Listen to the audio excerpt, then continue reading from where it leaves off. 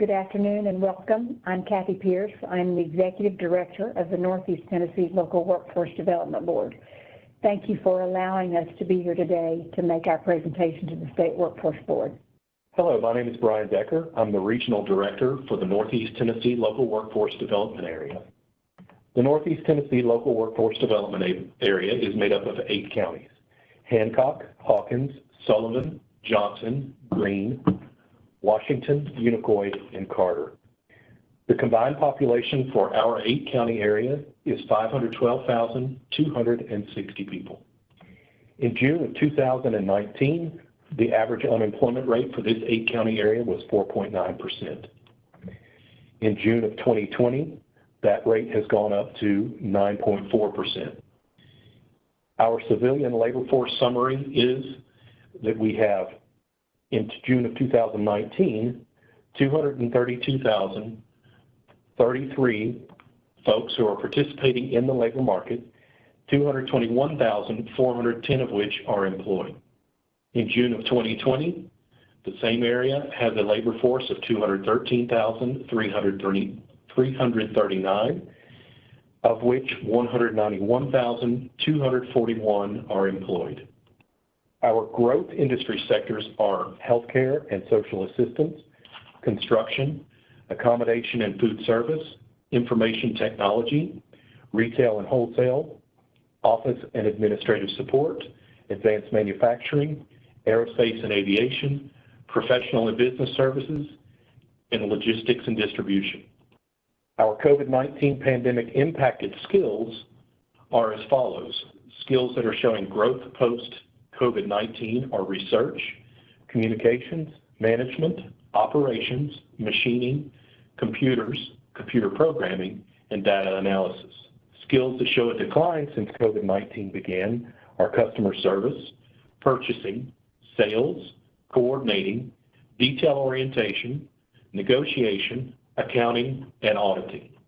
In the Northeast Tennessee Local Workforce Development Area, we have 1 distressed county, that is Hancock County, and 4 counties that are at risk: Johnson, Carter, Unicoi, and Hawkins. How are local workforce development board members and local elected officials actively engaged in the workforce system? Just as a note, from this point through the end of the presentation, the Northeast Tennessee Local Workforce Development Board will be referred to as the board, and local elected officials will be referred to as LEOs. The board and LEOs monitor outcomes through reviews of local and state performance data. They participate in a needs analysis of the region's workforce development system and provide input on the content of surveys distributed to workforce development stakeholders. Board members and LEOs are actively engaged in local initiatives such as Work Ready Community, Education to Employment, and Career Quest. During the COVID-19 pandemic, the board and LEOs have participated every step of the way during the pandemic response planning, transitioning to virtual service provision, and the eventual reopening of the AJCs. Board members and LEOs provide regular and ongoing consultation to ensure that AJCs are meeting the needs of their communities. Additionally, they have an active role in approving additions to the eligible training provider list, identifying in-demand business sectors, and in keeping the local workforce system and its partners informed of and involved with business activities within their communities. What role does the Local Workforce Development Board play in providing overall direction to WIOLA services, to include those provided by core and required partners? The board is responsible for aligning investments in job training, integrated service delivery across all programs, and ensuring that workforce investments are demand-driven, customer-centered, and match employers with skilled workers, and ensuring compliance with workforce policy. The board ensures that AJC services are provided functionally rather than in programmatic silos by using a locally generated report card and by following state-mandated monitoring procedures. The board utilizes local labor market information and workforce system data to assess performance and develop strategies for improvement. In relation to the governor's key priorities, provide an overview of current industry and/or new strategies being implemented by your local workforce board. to ensure workforce partners collaborate on the, number one, implementation of programs to best serve the rural communities, including economically distressed and at-risk counties. Policies and activities that address poverty and increase educational outcomes are essential and include development of integrated partnerships. This is achieved by coordinating with community organizations such as Second Harvest Food Bank, Upper East Tennessee Human Development Agency, Appalachian Regional Coalition on Homelessness, First Tennessee Development District, and other organizations that are included in the Regional Interagency Coordination Team. Programs include, but may not be limited to, certified production technician training and certification, in-school and out-of-school youth paid work experience, work-based learning and dual enrollment, incumbent worker training, aligning with K-12 and TBR system programs, employer-driven training, and skills attainment for underskilled job seekers. With relation to criminal justice reform, the board promotes specialized staff training and certification for assisting re-entering citizens. The local workforce system works to expand AJC services to currently incarcerated, pre-release, and recently released individuals.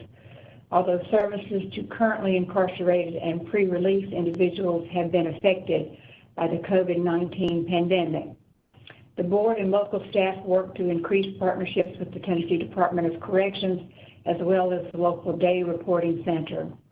The board works with adult education to increase training, skills attainment, and job placement for justice-involved individuals. Third, vocational and workforce development. Vocational workforce development strategies may begin with adult education, which provides TABE assessment testing for all partners, conducted regularly in the comprehensive AJCs and at the affiliate sites as requested. Additionally, adult education offers classes online or in person at the AJCs for any customers that need basic skills upgrades. AJC customers are triaged upon entry into the centers to best determine their needs and ensure that all partner and local resources are leveraged. This creates opportunities for co-enrollment and ensures the best possible customer-centered service delivery. The local system is working to adapt to the growing need for meaningful virtual service provision, including the use of the new online training program known as Coursera. The board and local workforce partners are currently reviewing brick and mortar facilities to determine the best return on investment and are studying the feasibility of moving to or adding access points. The board, LEOs, and local workforce system maintain open communication and collaboration with career and technical education and career pathways representatives in order to streamline students' paths from education into employment and to ensure that they are being prepared for in-demand careers. As schools finalize schedules and learning options, the board and AJCs will engage with them to identify work-based learning opportunities. Describe any new partnerships, new collaborations, or innovative practices you would like to share. Beginning with partnerships. The board is working closely with Tyra Copus to identify new opportunities as well as scaling and expanding new apprenticeship models. The board partners with the facilitators of an annual summit called Education to Employment, also known as E2E.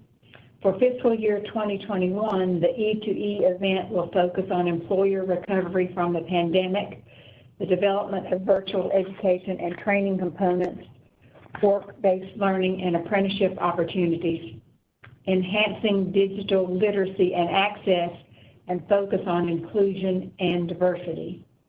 Another annual event the board and local workforce system partner together on is called Career Quest. Career Quest is a unique opportunity for businesses to showcase their industry using interactive exhibits and conversation with students to inspire middle and high school students to explore viable, in-demand careers in the local area. More than 5,000 students and 125 businesses participate in the annual event. Career Quest is currently scheduled to be held in April 2021. New collaborations. The local area is now collaborating with the TCAT in Elizabethton on the GIVE grant for STEM labs. WIOA resources will be utilized to promote access by eligible students to additional supportive services to ensure their ability to participate in the STEM labs that are being established in the local high schools.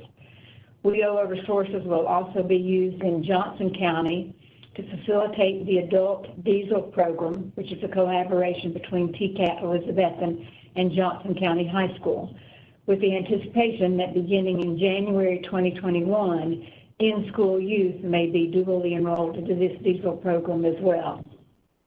Innovative practices and partnerships. The local board and partners are also focused on the development of virtual job fairs and expanding the collaboration with vocational rehabilitation's pre-employment transition services, known as PREES.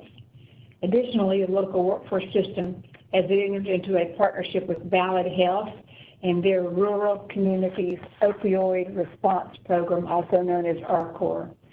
This focuses on those in need of recovery and reentry services with employment as the primary goal. ETSU's TANF program has received a non-custodial parent grant to develop a program with DHS. Through this grant, ETSU Title I funding provided through WIOA will collaborate to include the blending and braiding of service delivery to non-custodial parents with focus on co-enrollment to facilitate child support enforcement through the court system. Describe the employer engagement strategy to better connect businesses with well-trained and qualified applicants. The board aligns workforce development, education, and economic development programs with local and regional economic development strategies to meet the needs of employers. The business services team is responsible for building positive relationships with employers, identifying opportunities to address their human resource needs, and designing services and products to assist employers in strengthening their workforce. Business services include outreach and development, standard and customized recruitment and referrals for job vacancies posted at jobsfortn.gov for targeted businesses and industries, job candidate qualification review, provision of economic, business, and workforce trends, access to on-the-job training and work experience programs, and referral to community services. During the pandemic, rapid response services have been especially useful to employers and their dislocated workers. The board, along with the business services team, will use labor market information to link training programs with job opportunities that are in demand for regional employers. The board and the local workforce system will involve employers in designing training programs. The workforce system focuses on developing and delivering innovative workforce investment strategies and services for area employers. This is accomplished by focusing on career pathways, skills upgrading, skills standard development, recognized post-secondary and stackable credentials, apprenticeships, and other effective initiatives for meeting the workforce investment needs of area employers and workers. How will you measure the effectiveness of the strategy outside of mandated business performance measures? Performance will be measured by monitoring the number of job listings and job placements, by recording outcomes for job seekers such as higher wages and better benefits. Additionally, ongoing skill development to promote wage growth for the customers will be provided. The board and local workforce services team will create and distribute a business customer satisfaction survey and use feedback to fine-tune services to the business customer.